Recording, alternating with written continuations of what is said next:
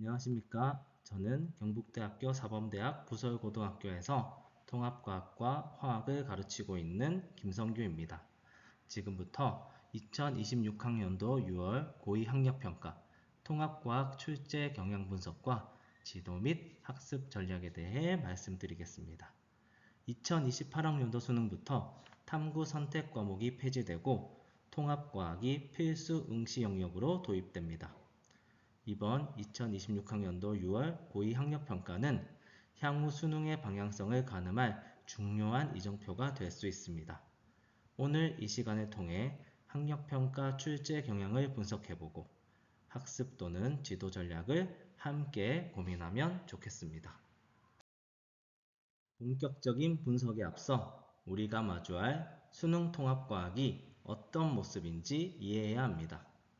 통합과학은 자연 현상에 대한 통합적인 이해를 평가하며 물리학, 화학, 생명과학, 지구과학의 요소들이 균형 있게 출제됩니다. 또한 두 가지 이상의 성취 기준이 관련된 통합 융합 문항이 5문항 이내로 출제되고 물리량과 측정, 빅데이터 해석 관련 문항이 꾸준히 출제되고 있습니다. 개념에 대한 이해와 적용을 묻는 문항이 가장 많이 출제되지만 실험 설계, 자료 변환 및 해석, 결론 도출 등 과학적 탐구 기능을 확인하는 문항도 6문항 내외의 높은 비율로 출제됩니다.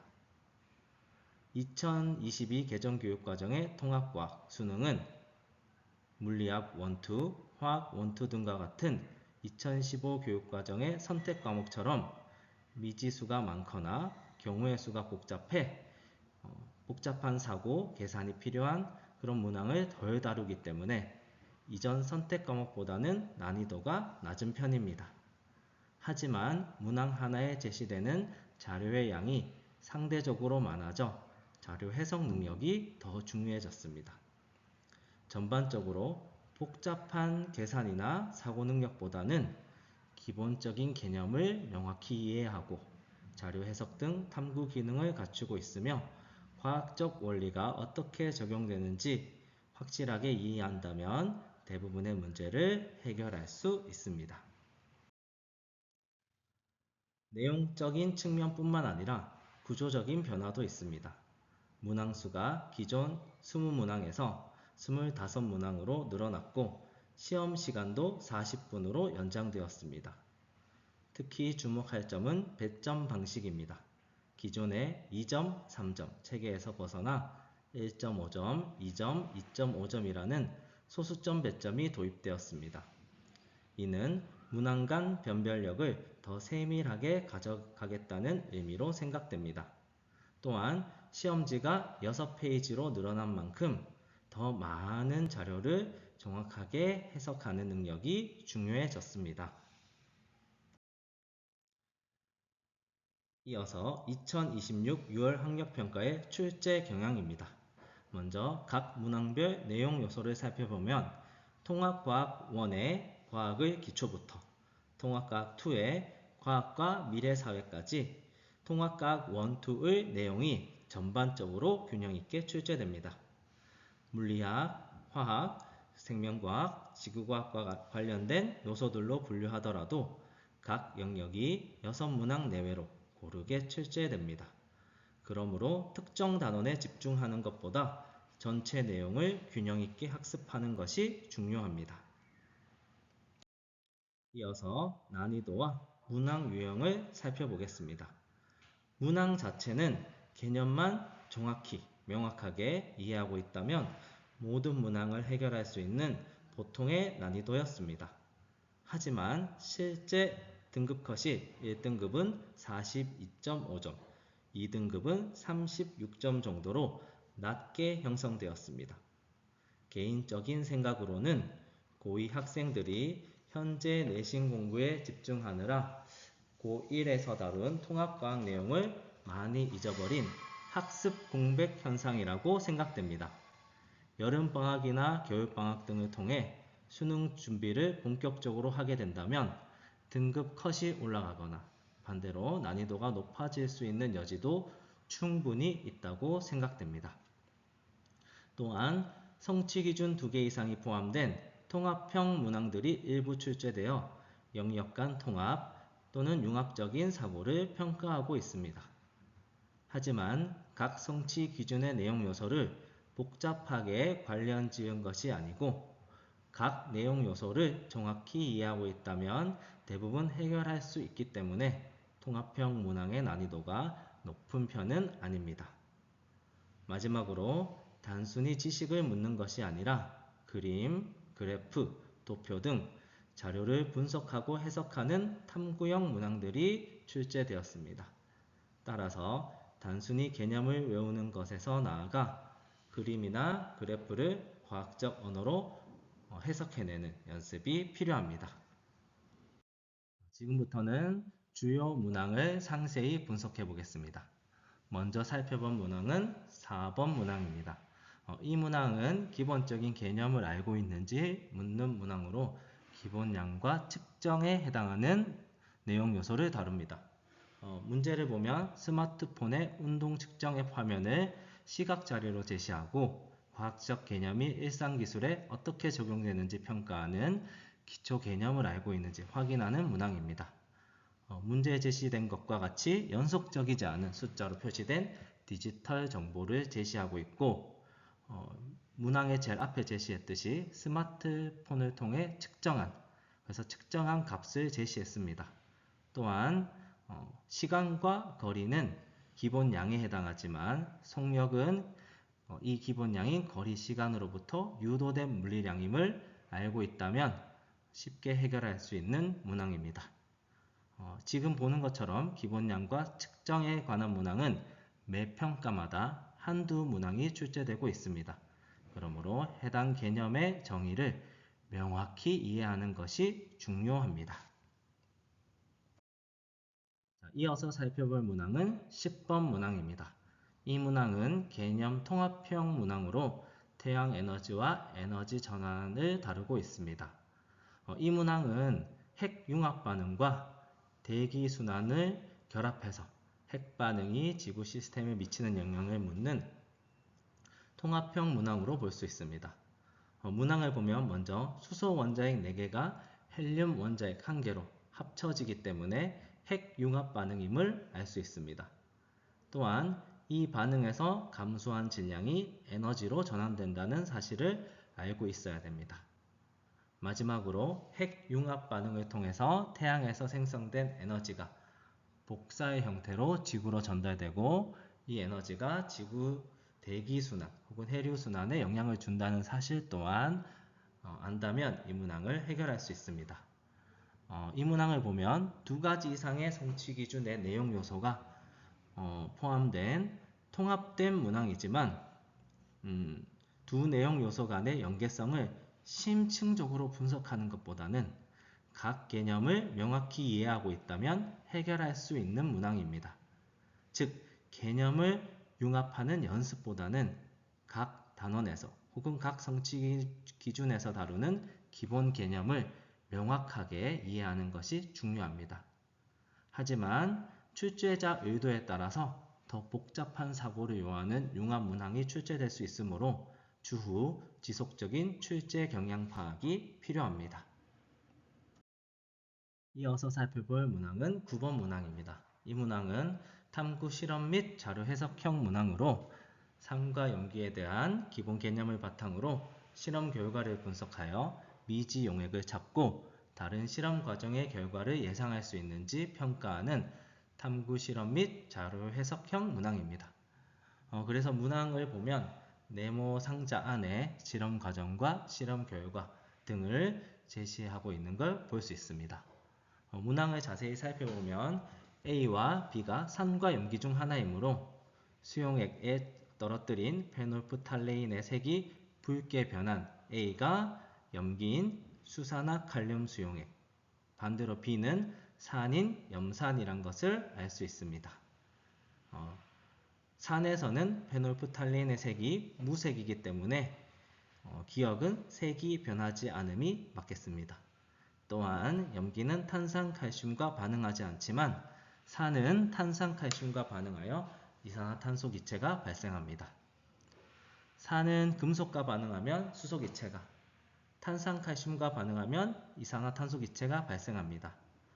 산이 금속 또는 탄산칼슘과 반응하여 기체가 발생한다는 사실까지만 알고 있다면 이 문항을 해결할 수 없습니다. 실제로 이 문항에서 오답률이 70%가 넘어갔는데요. 대부분 5번을 선택한 학생들이 많았습니다. 이것을 봤을 때는 학습한 내용 요소를 대략적으로 이해하는 것이 아니라 구체적인 사실까지 이해하고 기억하는 것이 매우 중요하다고 생각됩니다. 계속해서 22번 문항을 살펴보겠습니다. 이 문항은 논리 추론형 문항으로서 충격량과 운동량의 관계를 다루고 있습니다. 힘 시간 그래프의 면적이 충격량이자 운동량의 변화량임을 이해하고 물체의 질량을 추론하는 논리적 사고력을 평가하는 문항입니다. 문제를 살펴보면 A와 B의 높이가 같기 때문에 낙하하는 데 걸리는 시간과 충돌 직전 속력이 같다는 것을 생각할 수 있습니다. 그리고 그래프를 살펴보면 R과 Q가 같은 낙하 시간이란 걸 확인할 수 있고, 둘 중에 R이 Q보다 면적이 크기 때문에 충격량이 큰 R이 질량이 큰 B이고, 반대로 Q는 질량이 작은 A이며 나머지 하나인 P가 C에 해당한다는 것을 알 수 있습니다.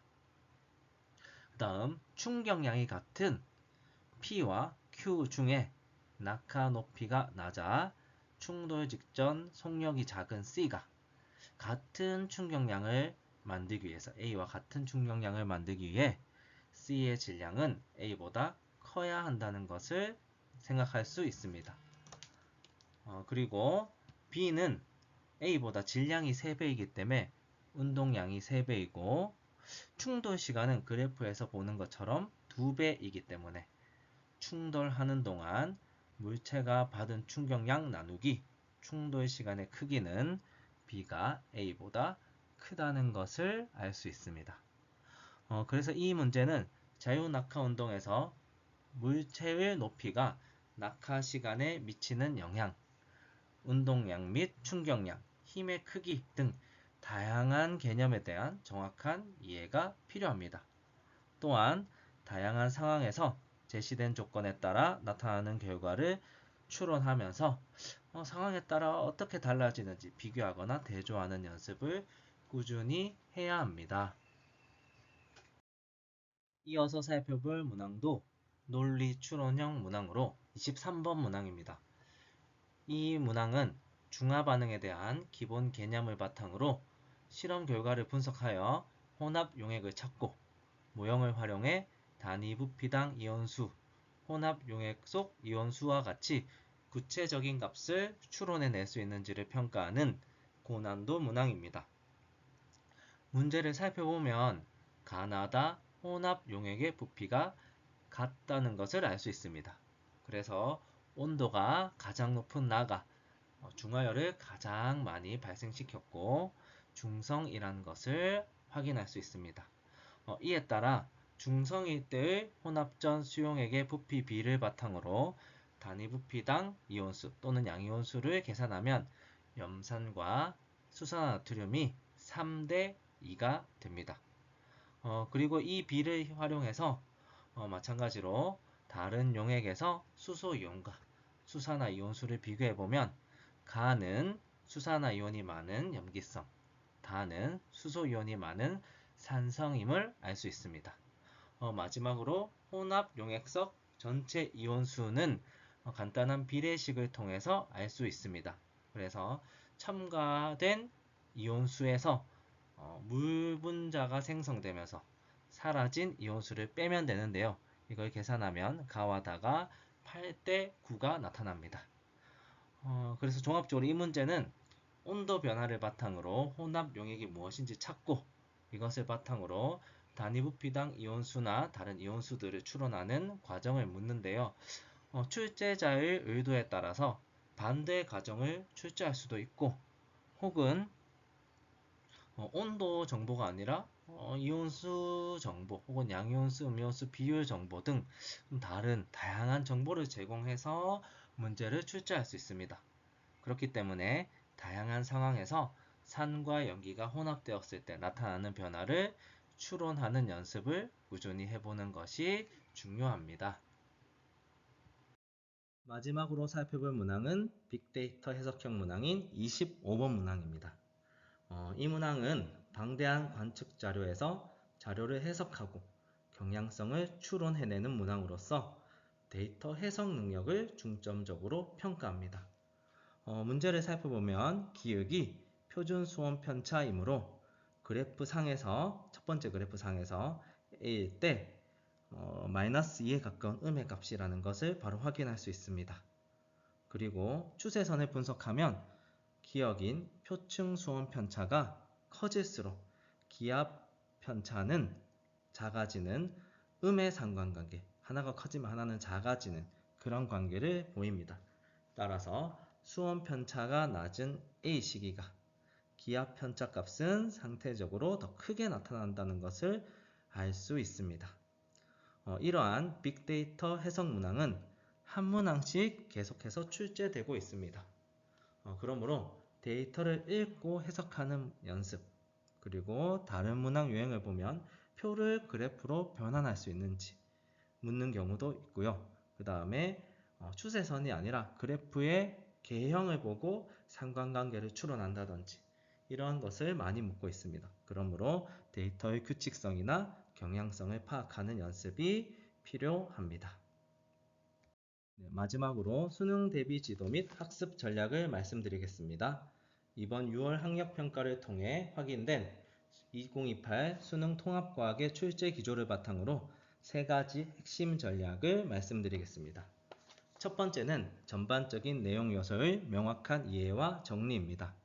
통합과학 1,2는 물리학, 화학, 생명과학, 지구과학에서 다루는 기초 개념들을 다루기 때문에 내용이 많습니다. 각 단원에서 다루는 내용 요소의 흐름을 파악하는 것도 중요하지만 각 단원의 개념을 명확하게 이해하고 이것을 체계적으로 정리하는 것이 중요합니다. 실제로 이번 시험에서 오답률이 가장 높은 문항은 8번, 9번, 13번 문항으로 내용 요소를 얼마나 구체적으로 알고 있는지가 정답을 맞출 수 있는 키워드였습니다. 그러므로 많은 양을 잘 정리해서 체계적으로 알고 있는 것이 중요하고 또한 내신 대비로 인한 학습 공백을 최소화하기 위해서라도 나만의 개념 정리 노트 만들기와 같은 어떤 개념 정리 활동이 중요합니다. 두 번째는 탐구형 문항 해결 및 논리적 추론 연습입니다. 이번 6월 학력평가뿐만 아니라 3월 혹은 이전에 평가한 예시 문항에서도 탐구 관련 문항이 5문항 이상 꾸준히 출제되고 있습니다. 그러므로 가설 설정, 탐구 수행 및 자료 수집, 자료 변환 및 해석, 결론 도출 및 일반화 과정을 꾸준히 연습해야 합니다. 또한 많은 자료 해석을 요구하는 문항이 나오고 있고 그리고 자료를 바탕으로 정보를 분석해서 경향성을 찾는 이런 문항들이 꾸준히 출제되고 있기 때문에 이에 대한 연습이 필요합니다. 마지막으로 향후 학력평가 및 EBS 문제를 통한 경향성 분석이 필요합니다.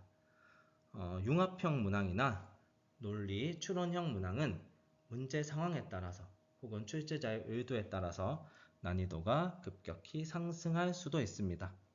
그러므로 앞으로 출제되는 문제들의 경향을 계속해서 분석하면서 고난도 문항을 대비하고 필요한 경우에는 복잡한 문제 상황을 해결하기 위한 논리적 사고력을 키우거나 다양한 상황에서의 문제를 해결하면서 생소한 상황이 나와도 문제를 해결할 수 있는 꾸준한 연습이 필요할 것으로 생각됩니다.